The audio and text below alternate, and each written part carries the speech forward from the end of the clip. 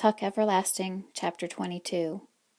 Next morning, Winnie went out to the fence directly after breakfast. It was the hottest day yet, so heavy that the slightest exertion brought on a flood of perspiration and exhaustion in the joints. 2 days before, they would have insisted that she stay indoors, but now, this morning, they were careful with her, a little gingerly, as if she were an egg. She had said, "I'm going outside now," and they had said, "All right, but come in if it gets too hot, won't you, dear?" And she had answered, "Yes." The earth, where it was worn bald under the gate, was cracked and hard as a rock, a lifeless tan color, and the road was an aisle of brilliant velvet dust. Winnie leaned against the fence, her hands gripping the warm metal of the bars, and thought about May behind another set of bars in the jailhouse. And then, lifting her head, she saw the toad. It was squatting where she had seen it first, across the road. "Hello," she said, very glad to see it. The toad did not so much as flick a muscle or blink an eye. It looked dried out today, parched. "It's thirsty," said Winnie to herself. "No wonder on a day like this." She left the fence and went back into the cottage. "Granny, can I have some water in a dish? There's a toad out front that looks as if he's just about to die of thirst." "A toad?" said her grandmother, wrinkling her nose in disgust. "Nasty thing. Toads." "Not this one," said Winnie. "This one is always out there, and I like him. Can I give him a drink of water?" "Toads don't drink water, Winifred. It wouldn't do him any good." "They don't drink water at all?" "No. They take it in through their skins, like a sponge, when it rains." "But it hasn't rained forever," said Winnie, alarmed. "I could sprinkle some water on him, couldn't I? That would help, wouldn't it?" "Well, I suppose so," said her grandmother. "Where is he? In the yard?" "No," said Winnie. "He's across the road." "I'll come with you, then. I don't want you leaving the yard alone." But when they came out to the fence, Winnie balancing a small bowl of water with enormous care, the toad was gone. "Well, he must be all right," said her grandmother, "if he could hop off." With mingled disappointment and relief, Winnie tipped the water onto the cracked earth at the gate. It was sucked in immediately, and the wet brown stain it left behind paled and vanished almost as quickly. "I never saw such heat in all my life," said Winnie. I never saw such heat in all my life," said Winnie's grandmother, dabbing uselessly at her neck with her handkerchief. "Don't stay out here much longer."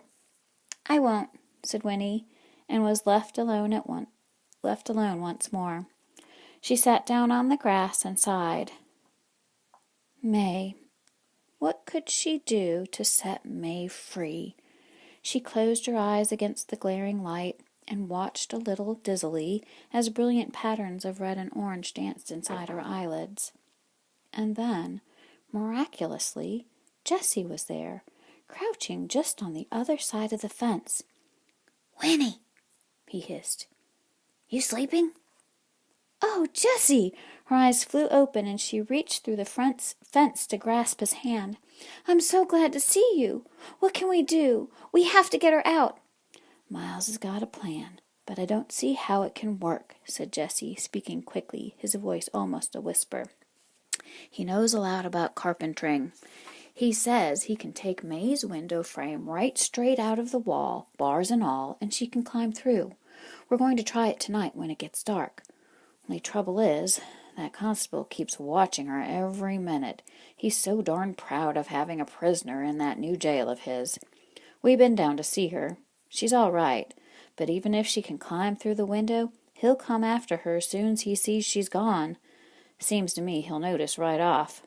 That don't give us much time to get away. But we got to try. There ain't no other way.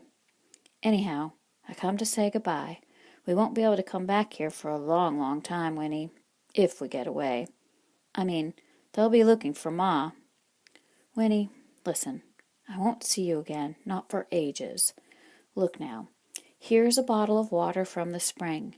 You keep it, and then, no matter where you are, when you're 17, Winnie, you can drink it, and then come find us. We'll leave directions somehow. Winnie, please say you will."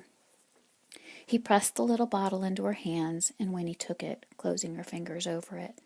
"Jessie, wait," she whispered breathlessly, for all at once she had the answer. "I can help. When your mother climbs out the window, I'll climb in and take her place. I can wrap myself up in her blanket, and when the constable looks in, he won't be able to tell the difference. Not in the dark. I can hump up and look a lot bigger. Miles can even put the window back. That would give you time to get away. You'd have at least till morning." Jessie squinted at her, and then he said, "Yep, it might work. It might just make the difference. But I don't know as Pa's going to want you taking that risk. I mean, what'll he say to you after, when they find out?" "I don't know," said Winnie, "but it doesn't matter. Tell your father I want to help. I have to help. If it wasn't for me, there wouldn't have been any trouble in the first place. Tell him I have to." "Well, all right. Can you get out after dark?" "Yes," said Winnie. "Then, at midnight, Winnie. I'll be waiting for you right here at midnight." "Winifred!" an anxious voice called from the cottage. "Who's that you're talking to?" Winnie stood up and turned to answer. "It's just a boy, Granny. I'll be in a minute." When she turned around again, Jessie was gone. Winnie clutched the little bottle in her hands and tried to control the rising excitement that made her breath catch. At midnight, she would make a difference in the world.